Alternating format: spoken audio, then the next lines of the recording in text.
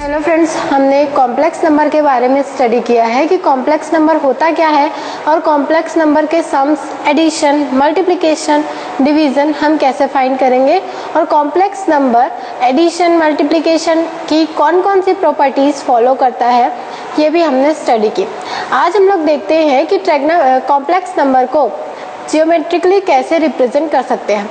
तो देखिए, complex number हमें पता है कि हम उसे जेड से रिप्रेजेंट करते हैं और जेड की वैल्यू हम लोग लेते हैं x प्लस आई वाई। ठीक है, अब जियोमेट्रिकली रिप्रेजेंट करना है, मतलब हमें 4 क्वाड्रेंट्स में कॉम्प्लेक्स नंबर को रिप्रेजेंट करना है। तो सबसे पहले हम 4 क्वाड्रेंट ड्रॉ करते हैं, एक्स वाई प्लेन ड्रॉ करते हैं। तो ये हम एक्स एक्स की पॉजिटिव डायरेक्शन लेते हैं और इसे हम y की पॉजिटिव डायरेक्शन लेते हैं। पर यहाँ पे हम कॉम्प्लेक्स नंबर को रिप्रेजेंट करना चाह रहे हैं और कॉम्प्लेक्स नंबर के 2 पार्ट होते हैं, हमें पता है। एक पार्ट रियल पार्ट कहलाता है, सेकेंड पार्ट इमेजिनरी पार्ट कहलाता है। तो जब हम क्वाड्रेंट ड्रॉ करेंगे तो क्वाड्रेंट में हम रियल एंड इमेजिनरी को रिप्रेजेंट करेंगे। तो जो एक्स एक्सिस होता है उसे हम बोलते हैं रियल एक्सिस और y एक्सिस को हम बोलते हैं इमेजिनरी एक्सिस।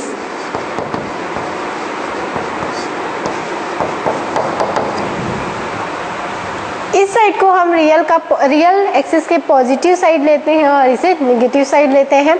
ऐसे ही इमेजिनरी एक्सिस का अपर साइड पॉजिटिव लेते हैं और लोअर साइड को नेगेटिव लेते हैं। तो अगर हम कोई भी कॉम्प्लेक्स नंबर को रिप्रेजेंट करना चाहें तो यहाँ पे कौन सा नंबर आएगा जिसका रियल एंड इमेजिनरी दोनों पार्ट पॉजिटिव हो, या हम कहें जो a प्लस आई बी के फॉर्म पे हमें मिले।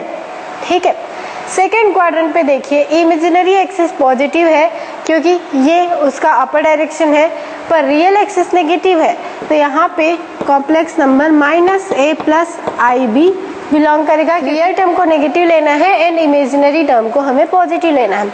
अब अगर हम देखें थर्ड क्वाड्रेंट के लिए, तो थर्ड क्वाड्रेंट में real axis and imaginary axis दोनों हमें नेगेटिव वैल्यू दे रहे हैं। तो इसमें किस टाइप का कॉम्प्लेक्स नंबर बिलोंग करेगा? जो real part and imaginary part जिसके दोनों नेगेटिव होंगे। फोर्थ क्वाड्रेंट पे जब हम आते हैं तो इसका रियल एक्सिस पॉजिटिव है पर इमेजिनरी एक्सिस नेगेटिव है। तो इस पे कौन सा कॉम्प्लेक्स नंबर बिलोंग करेगा? जिसका रियल पार्ट पॉजिटिव हो पर इमेजिनरी पार्ट नेगेटिव हो। तो किसी भी कॉम्प्लेक्स नंबर को अगर हम क्वाड्रेंट से रिप्रेजेंट करना चाहें तो जो हम एक्स एक्सिस मानते हैं उसे हमें रियल एक्सिस लेना है और y एक्सिस जो हम क्वाड्रेंट पे लेते हैं उसे हमें इमेजिनरी एक्सिस मानना है और उसके अनुरूप हमें कोई भी नंबर को, किसी भी कॉम्प्लेक्स नंबर को रिप्रेजेंट करना है। एग्जाम्पल देखिए, अगर हमें गिवन है -2 + 3i, ये कॉम्प्लेक्स नंबर गिवन है, तो इसे देख के हम ये बता सकते हैं कि ये कौन से क्वाड्रेंट में बिलोंग करेगा। इसका रियल पार्ट नेगेटिव है एंड इमेजिनरी पार्ट पॉजिटिव है, तो हम बता सकते हैं कि ये सेकेंड क्वाड्रेंट पे बिलोंग करेगा। ऐसे ही अगर हमें कोई भी कॉम्प्लेक्स नंबर गिवन हो तो अब हम उसे बता सकते हैं कि वो कौन से क्वाड्रेंट पे बिलोंग करेगा। अब हम अगर इसे रिप्रेजेंट करना चाहें तो अगर हम उसके पॉइंट लेते हैं, कोई भी कॉम्प्लेक्स नंबर है, सपोज हम देखते हैं 2 + 3i, ये कॉम्प्लेक्स नंबर लेते हैं। तो यहाँ पे से हम वैल्यू लिखेंगे रियल पार्ट की। तो सपोज ये 1 है, ये वाला पॉइंट 2 है, तो ये वाला पॉइंट हमें 2 मिल जाएगा। और यहाँ से अगर ये वाला पॉइंट 3 है तो ये जो पॉइंट हमें मिला यहाँ पे, ये पॉइंट 2 और 3 पॉइंट को रिप्रेजेंट करेगा। और ये 2 और 3 पॉइंट जो भी है, इस कॉम्प्लेक्स नंबर के जो real part and imaginary part है, ये वाला जो पॉइंट P है, अगर हम इसे ओरिजिन को O मान लें और ये जो पॉइंट हमें मिल रहा है इस कॉम्प्लेक्स नंबर के अनुरूप इसे हम पॉइंट P से डिनोट करते हैं। तो ये जो लाइन है OP, ये एक इंक्लाइनेशन बना रहा है रियल एक्सिस के साथ। ये रियल एक्सिस, इस इंक्लाइनेशन को अगर हम थीटा से रिप्रेजेंट करें तो इस जो हमें थीटा मिलता है, थीटा को हम बोलते हैं इसका एम्पलीट्यूड कहते हैं, या फिर हम इसे कहते हैं आर्ग्यूमेंट। और अगर हम इसकी वैल्यू फाइंड करना चाहें तो हम थीटा की वैल्यू हमें फाइंड करनी है, ये वाले एंगल की वैल्यू। तो इस एंगल की वैल्यू हम कैसे फाइंड कर सकते हैं? तो उसके लिए देखिए, हमें ये वाले लेंथ की वैल्यू पता है एंड ये वाले लेंथ की वैल्यू पता है। इस वाले लेंथ के इक्वल ही ये वाला लेंथ अगर हमें मिलेगा और ये यहाँ पे परपेंडिकुलर है तो यहाँ पे एक राइट एंगल ट्रायंगल बन रहा है। हमने ट्रिग्नोमेट्री में स्टडी किया है, ट्रिग्नोमेट्री फंक्शन से रिलेटेड फॉर्मूला वो यूज़ करके हम इस एंगल थीटा की वैल्यू फाइंड कर सकते हैं। तो यहाँ से देखिए इस एंगल की वैल्यू हमें फाइंड करनी है, मतलब अगर हम इस पॉइंट को एम नाम दे दे तो पी एम उस ट्रायंगल का परपेंडिकुलर है और ओ एम इस ट्रायंगल का बेस है। तो ऐसा कौन सा ट्रिग्नोमेट्रिक रेशियो है जो बेस एंड परपेंडिकुलर का रिलेशन शो करता है? तो हमें पता है tan थीटा अगर हम लेते हैं तो tan थीटा की वैल्यू हमें मिलती है परपेंडिकुलर बाई बेस।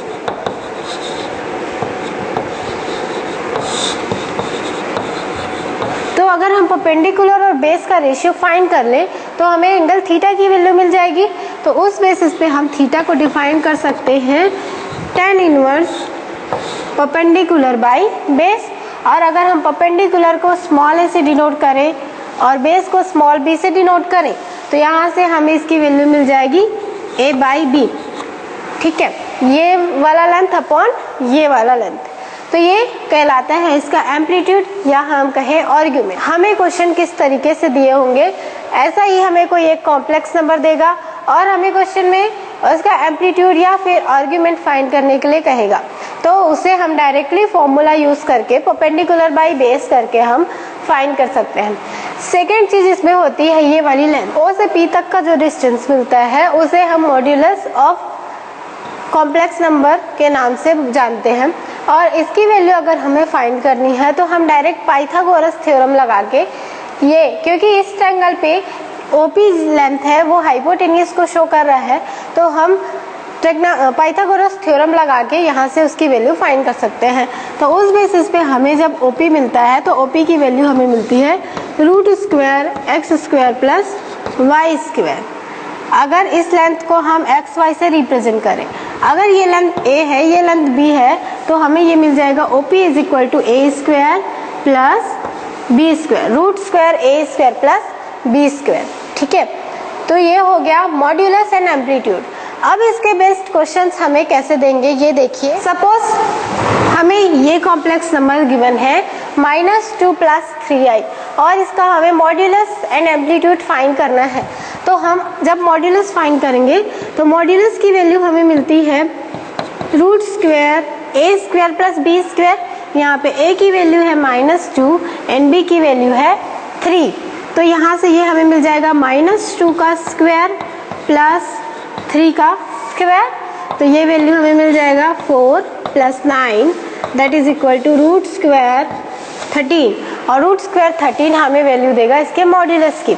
अब सेकंड हमें इसका फाइंड करना है एम्पलीट्यूड।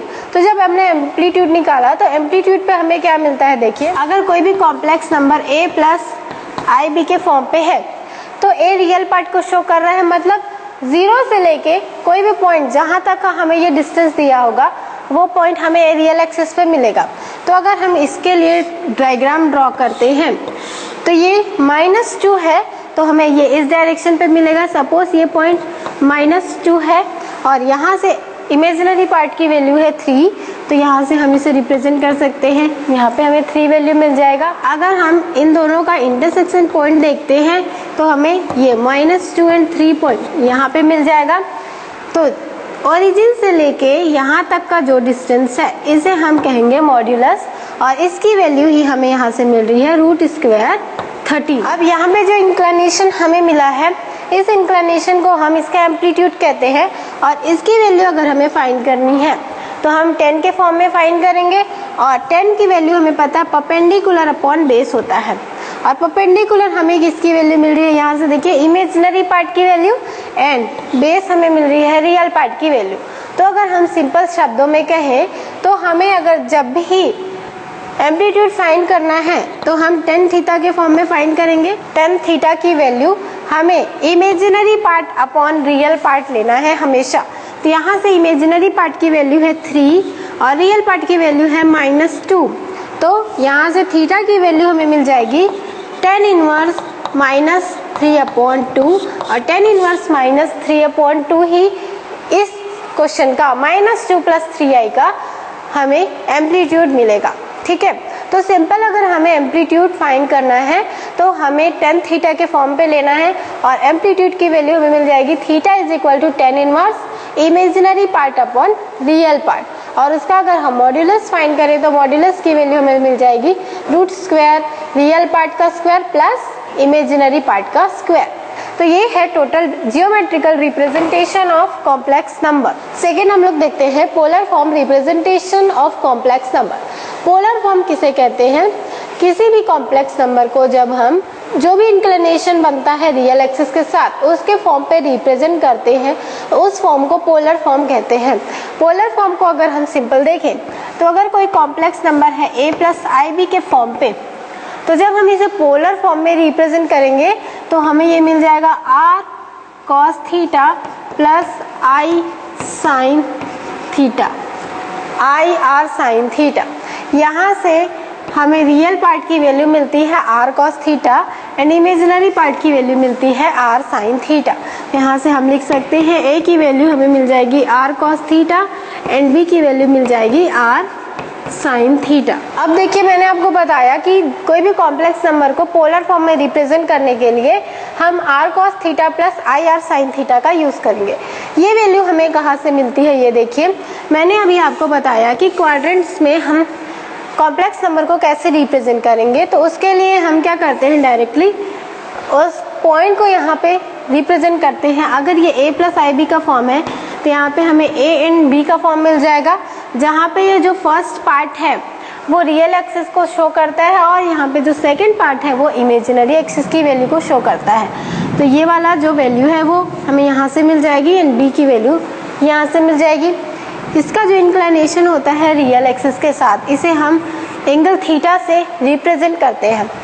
और ये जो लेंथ होता है जो मैंने आपको बताया, जो मॉड्यूलस हम लेते हैं, उस मॉड्यूलस को अगर हम स्मॉल r से रिप्रेजेंट कर दें, जो भी हम फाइंड कर रहे थे मॉड्यूलस की वैल्यू, अगर हम उसे स्मॉल r से रिप्रेजेंट कर दें तो अगर हम a एंड b की वैल्यू फाइंड करते हैं तो हमें कैसी वैल्यू मिलेगी। अब हम इस लेंथ को अगर हम r मान लें और उसके बाद a एंड b की वैल्यू फाइंड करें, तो जब हम इसको रिजॉल्व कर देंगे, जब हम इसको हॉरिजॉन्टली रिजॉल्व करेंगे, तो हॉरिजॉन्टली जब हम रिजॉल्व करते हैं तो यहाँ से जिस भी एक्सिस के साथ एंगल बन रहा है उस एक्सिस पे जब हम उसे रिजॉल्व करते हैं तो हम उस एंगल को cos थीटा लेके चलते हैं, उस ट्रिग्नोमेट्री फंक्शन को।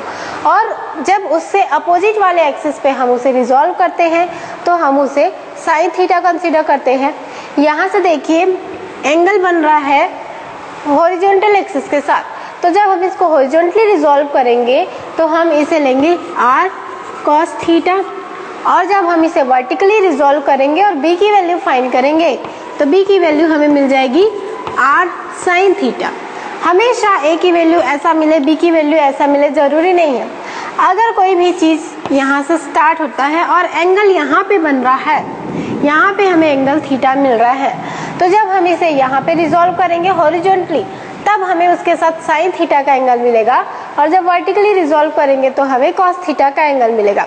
तो आपको ये ध्यान देना है कि जब एंगल हमें मिलता है तो वो एंगल कब हमें कॉस थीटा के फॉर्म में मिलेगा, जब हम उसी एक्सिस पे लेते हैं जिस एक्सिस के साथ एंगल बन रहा है, और उसके अपोजिट एक्सिस के साथ जब हम उसे लेंगे तो हम उस एंगल को साइन थीटा के फॉर्म में कंसीडर करेंगे।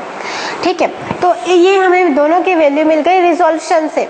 हमें कॉम्प्लेक्स नंबर का फॉर्म गिवन था a प्लस आई बी। अब यहाँ पे a एंड b की वैल्यू जब हम पुट करेंगे तो देखिए a की वैल्यू हम रखते हैं r cos थीटा, और यहाँ पे i गिवन है, b की वैल्यू हम रखते हैं r sin थीटा। तो यही फॉर्म हमें यहाँ से मिल गया जो मैंने आपको स्टार्टिंग में बताया था, पोलर फॉर्म। और ये जो भी हम r एंड थीटा के फॉर्म में, sine theta and cos theta के फॉर्म में जो भी हम बताते हैं उसको हम बोलते हैं polar form representation complex number का। मॉड्यूलस एंड एम्पलीट्यूड स्टडी किया तो उसमें जब हम a प्लस आई बी का मॉड्यूलस एंड एम्पलीट्यूड फाइंड कर रहे थे तो हमें जो वैल्यू मिल रही थी हमें वही वैल्यू यहाँ से भी फाइंड होगी। अगर हम इन दोनों इक्वेशंस का, अगर हम इसे फर्स्ट इक्वेशन ले लें, इसे सेकेंड इक्वेशन ले लें, तो हमें a की वैल्यू मिली है r cos theta and b की वैल्यू मिली है r sin थीटा। अगर हम दोनों इक्वेशंस का स्क्वायर कर दें और उन्हें सम कर दें तो हमें यहाँ से मिल जाएगा a square plus b square is equal to r square sine square theta plus cos square theta. यहाँ से हम sine square theta plus cos square theta की वैल्यू 1 पुट कर सकते हैं, तो हमें मिल जाएगा a square plus b square is equal to r square. R की वैल्यू हमें मिल जाएगी root square a square plus b square. और मैंने आपको बताया कि यहाँ पे जो हमने आर कंसीडर किया है वो हमने इस लेंथ को कंसीडर किया है और इसी लेंथ को हम इसका मॉड्यूलस बोलते हैं। तो यहाँ पे देखिए मॉड्यूलस की वही वैल्यू मिली जो हमने थोड़ी देर पहले प्रूफ की थी। ऐसे ही अगर हम क्या करें, दोनों इक्वेशंस को डिवाइड कर दें, इक्वेशन 2 डिवाइडेड बाई इक्वेशन 1, तो हमें मिल जाएगा b बाई ए यहाँ से, और आर आर के टर्म कैंसिल हो जाएंगे। इस साइड पे हमें मिल जाएगा sine theta by cos theta. तो हम यहाँ से क्या बता सकते हैं, हमें फॉर्म पे मिल गया tan theta is equal to b by a का, और tan theta is equal to b by a means theta is equal to tan inverse b by a. ये फॉर्म हमें मिल गया और इसी को हम बोलते हैं एम्पलीट्यूड कॉम्प्लेक्स नंबर का। तो यहाँ तक हमने स्टडी किया कि कॉम्प्लेक्स नंबर का एम्पलीट्यूड आर्ग्यूमेंट हम कैसे फाइंड करेंगे। अगर हमें रिप्रेजेंट करना है पोलर फॉर्म में तो हम कैसे फाइंड करेंगे।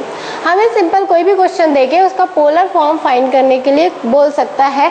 अगर हमें सिंपल गिवन है 2 + 4i, ये क्वेश्चन गिवन है और इसका हमें पोलर फॉर्म फाइंड करने के लिए कहा जाए, तो यहाँ से ये a की वैल्यू है एंड ये b की वैल्यू है, तो हमें यहाँ से a इज इक्वल टू मिल जाएगा r cos थीटा और b is equal to r sin theta. तो यहाँ से हमें मिल जाएगा 2 is equal to r cos theta and 4 is equal to r sin theta. हमें पोलर फॉर्म पे रिप्रेजेंट करने के लिए r एंड थीटा की वैल्यू चाहिए। हम क्या करेंगे, एक बार दोनों का स्क्वायर करके ऐड कर देंगे तो हमें यहाँ से r की वैल्यू फाइंड हो जाएगी, क्योंकि r square is equal to 2 square plus 4 square मिल जाएगा। यहाँ से हमें r की वैल्यू मिल जाएगी। और ऐसे ही हम अगर दोनों इक्वेशंस को डिवाइड कर दें तो हमें थीटा की वैल्यू मिल जाएगी और उसके बाद हम लास्टली उसका पोलर फॉर्म फाइंड कर सकते हैं। तो पोलर फॉर्म फाइंड करने के लिए हमें सिंपली r एंड थीटा की वैल्यू निकालनी है।